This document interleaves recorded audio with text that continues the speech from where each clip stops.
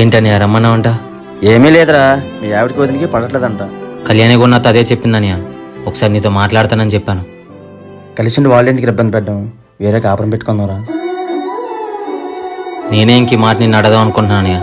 కాపురాలతో పాటు ఆ భూములు కూడా పనిచేసుకుంటా పని అయిపోద్ది కదా. నువ్వేమంటారా? మీ ఇష్టం అనియా.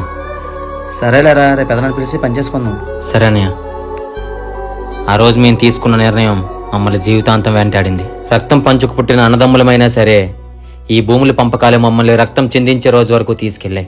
5 సెంట్లు ఆడికి 5 సెంట్లు లీక్ అని చెప్పాను కదరా. లేదు బాబాయ్, నాకు పై మొక్కే కావాలి. ఈ కింద మొక్క నాకెందుకు బాబాయ్, నాకు పై మొక్క కావాలి. అలాగైతే ఇప్పుడు తేలుతుందిరా. మా బావ పెద్దోడని కొంచెమైనా గౌరవం లేదా? పంపకాల దగ్గర పెద్దలు చిన్నాడండి. పెద్దోడు చిన్నోడు కాదు, నాకైతే పై మొక్కే కావాలి. అది సరే, మీరే పంచుకోండిరా.